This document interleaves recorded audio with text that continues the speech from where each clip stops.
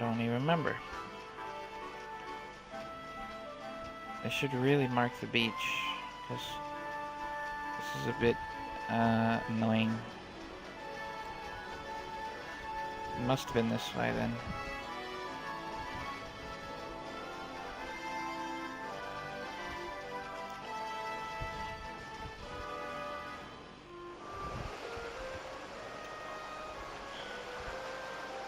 So Barbarossa is literally out here. Don't know what he's doing. Well, he's a pirate. He's being a pirate, so yeah, there you go.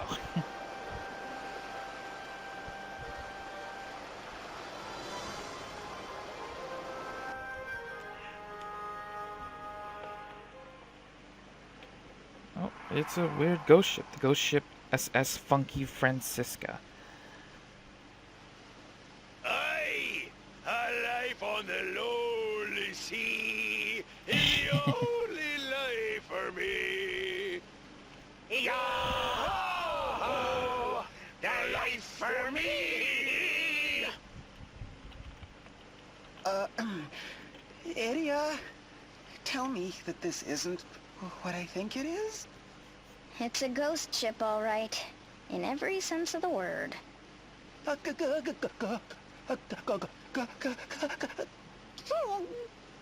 I know how you feel. Oh, watch your feet. The deck's rotting there. Now then, if I remember, the captain's up astern. Aye, there he be!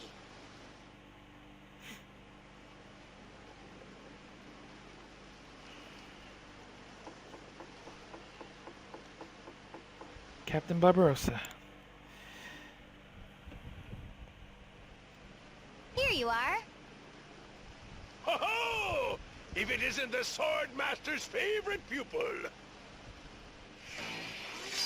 Captain Hayredden Barbarossa, man of the sea, and holder of the pirate Asteris. As Lieutenant Commander of the Eternian Black Blades, Barbarossa once came to blows with Idia aboard his haunted ship. Ever seeking adventure and romance at sea, he sailed the realm's oceans on the SS Funky Francisca with his ghostly crew. By what strange trick of fate do your paths cross anew? Or should I say, the proud daughter of our illustrious Grand Marshal, eh? Welcome aboard, milady. How about you just call me Idia and turn the volume down a bit? I'm actually here to ask about that song you were just singing. Was that the Grand Ship? Aye, so you know the song. Unfortunately. Oh, it's a timeless classic. A tribute to all the brave men who've lived and died on the wide seas, left to us by a visionary virtuoso. That archipeller. He knew what it meant to be a man with dreams of adventure. A man among men, if ever there was one. Those lyrics you were singing, were those also written by Master Peller? Why, new lyrics written by the bard himself would be a discovery for the ages. You really are a fanatic, aren't you? Apparently. Well, more or less. I was improvising a bit, trying to get at the heart. I don't know if it's just me, but I really thought that was like some sort of weird clothing thing, like with that chest hair. I was staring at it for a minute, and then you just see one patch, and it's just like, okay. I don't know, it's weird. Right here. The sentimental boards. Yeah.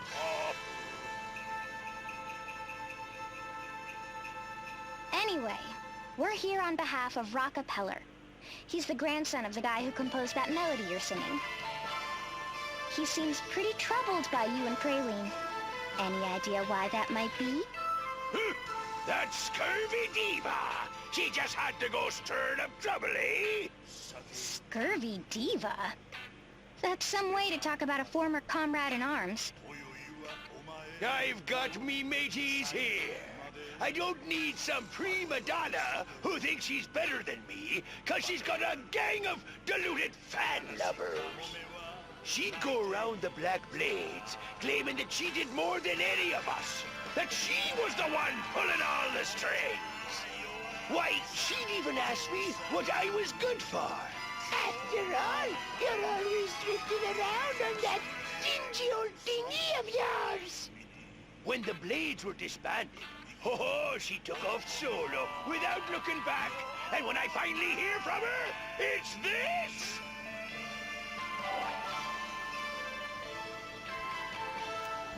A flyer for Praline's next concert. So, what's the problem?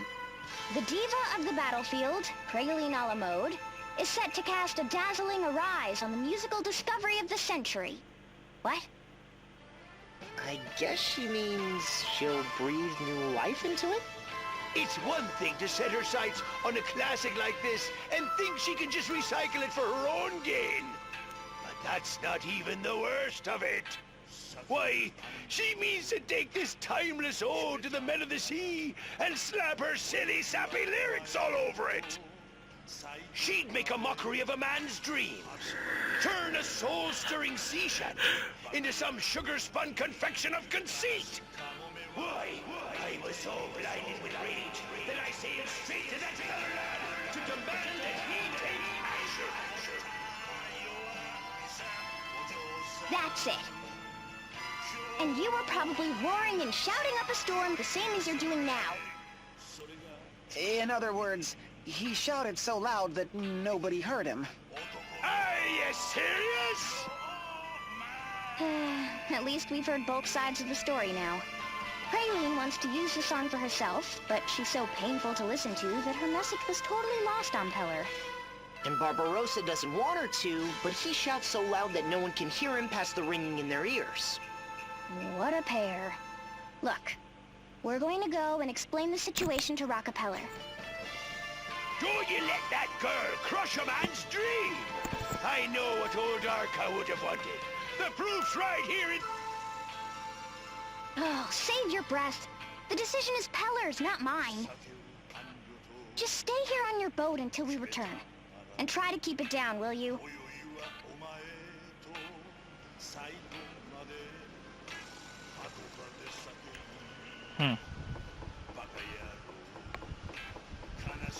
Alright, let's get off this creepy boat.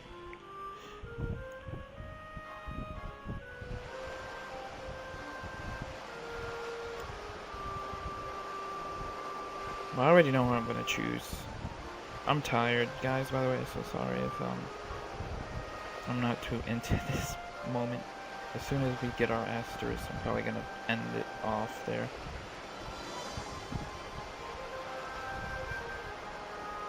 I just really want to get this.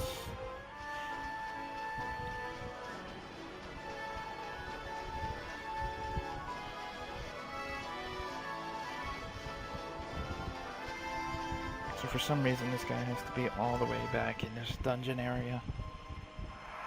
Oh, well, a new area, but still.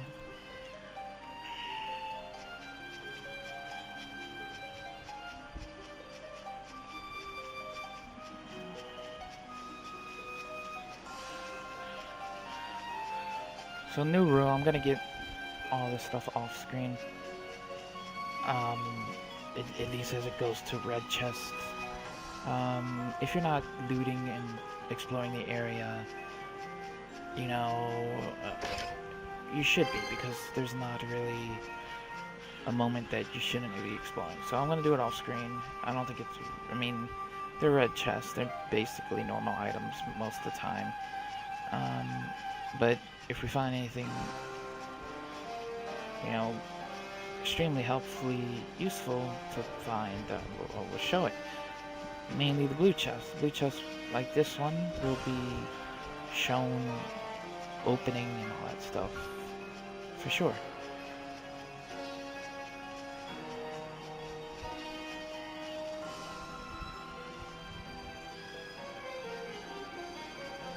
Deep within a labyrinth of falling leaves, the ruins of a once great faith now looming before my face.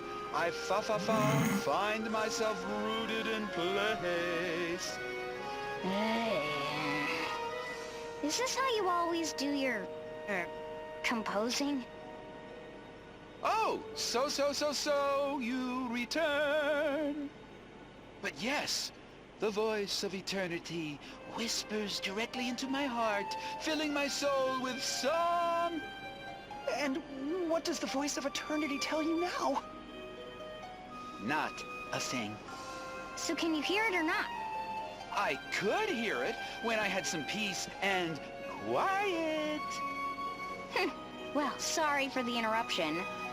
If we aren't bothering you too much by doing what you asked, we managed to find out what your two friends wanted. Did you now? By all means, la la la la, let us hear it.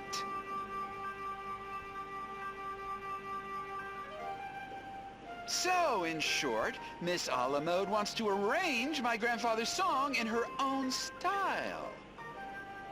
You really didn't understand her, did you? Yes, I hadn't the slightest idea what she was trying to say. Her words seemed utterly devoid of any meaningful content. That's one way to say it. And you say that Captain Barbarossa has also taken an interest in my grandfather's song? Taken an interest? More like he's fallen head over heels in love with it. That's why he's against letting Praline remix it into something else. He says it would be an insult to your grandfather's legacy. That said, he may just be projecting his own feelings onto your grandfather. I wouldn't worry too much about... On the contrary, I cannot dismiss his claims so easily. Huh? The long-lost score of my grandfather's. It included a scrawled note in his own hand. Dedicated to all who understand the mysteries of the sea and the hearts of the men who sail it. You had to complicate things again, didn't you? Was that note made public when the song was discovered? Yes, it was quite an event. Every detail of the discovery was announced. So Barbarossa must know about it too. I never heard. What sort of an archipeller fan am I? This diva of the battlefield, Praline a la mode. She is as famous around the world today as my grandfather was in his own time. Personally, I have no objection to her making an arrangement of my grandfather's song to add to her repertoire. But if you agree to that... I would be disregarding the feelings of a man who understands my Grandpa Arca's wishes